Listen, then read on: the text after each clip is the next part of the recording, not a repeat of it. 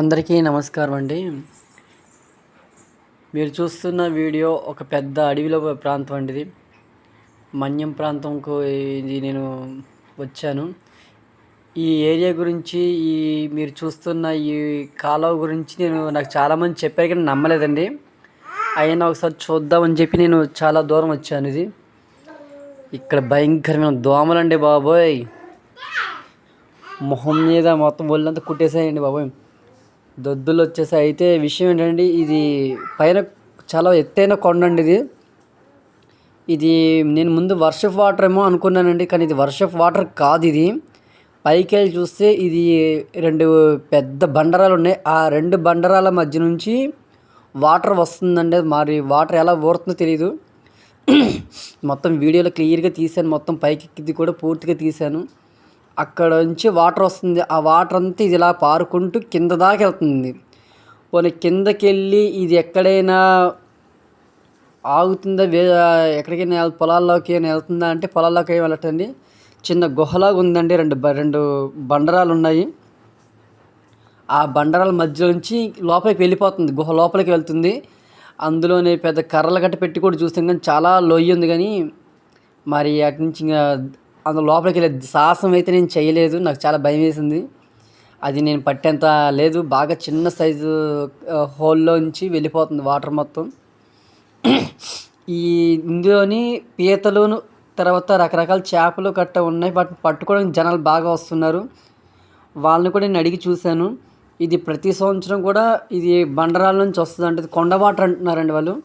ఈ కొండ వాటర్ ఇలా వచ్చి ఏ కొండరాల నుండి పైన వస్తుందో మళ్ళీ కింద కూడా అదే కొండరాలకి సంబంధించిన బండరాల్లో నుంచి లోపలికి వెళ్ళిపోద్ది అంటండి. ఇది ఈ చుట్టుపక్కల ఎక్కడ ఇలాంటి కాలువలు ఏమైనా ఉన్నాయా అని చెప్పి అడిగారండి. ఒకవేళ అక్కడ కానీ వాటర్ కానీ వస్తుందేమోనని.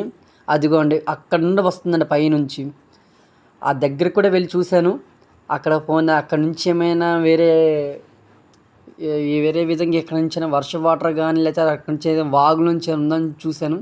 కానీ కొండ మీద ఏమీ లేవు. ఆ బండరాల మధ్య నుంచి వాటర్ వస్తుంది. ఇదంతా ఇలాగ వెళ్తుందండి, కింద దాకా వెళ్తుంది. కిందన చాలామంది చేపల కట్ట పడుతున్నారు. మీకు వీడియోలో కూడా కనిపిస్తుంది. చూస్తున్న లాస్ట్ చివరి వరకు చూడండి. ఇందులోని మీరు చూసే ఉంటారండి, రంగురంగులు మనం ఇంట్లో పెంచుకుంటూ ఉంటాం రంగురంగుల చేపలు, ఎర్ర చేపలు, తర్వాత నల్ల చేపలు.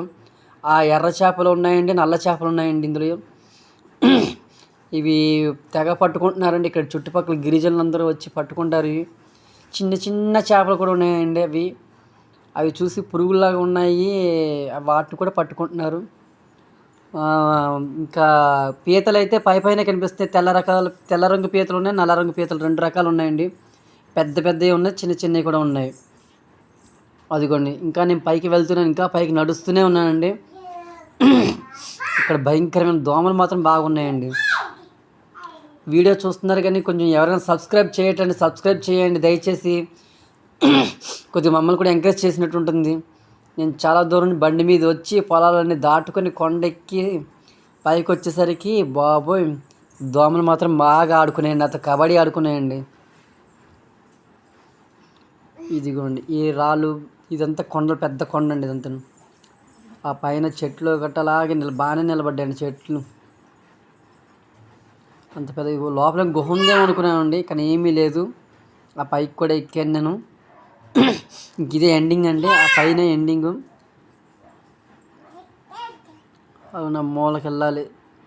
నడుస్తున్నాను, ఎంత నడిచినా సరే అక్కడే ఉన్నామండి. ఎంత నడిచినా సరే ముందుకు వెళ్ళట్లేదండి, ఇక్కడే ఉన్నాము.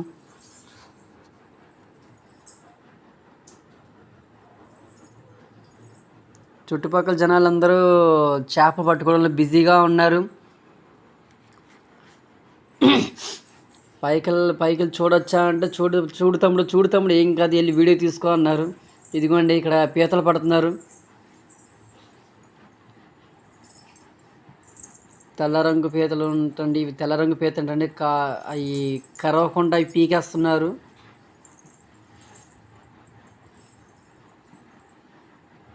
కరుస్తుంది, భయపడుతున్నాడు.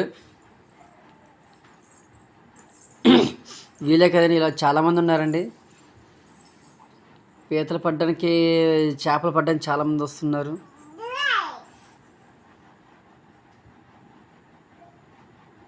ఇదిగోండి పీత.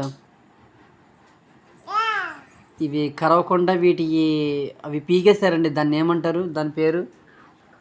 కాలు పీకేశారండి. ఇది వీడియో చెప్తుంటే నన్నే చూస్తుంది ఇది. ఇలాంటివి చాలా చాలా ఉన్నాయండి. బండ్ల కిందే ఉన్నాయి. అందరూ వాటిని తీసేసి అవి పీకేసి కవర్లో వేసేసుకున్నారు. చేతి సంచులు వేసేసుకుంటున్నారు. కవర్లోని సంచులు వేసుకుంటున్నారు. ఇంకా చాలామంది ఉన్నారు, వస్తున్నారు.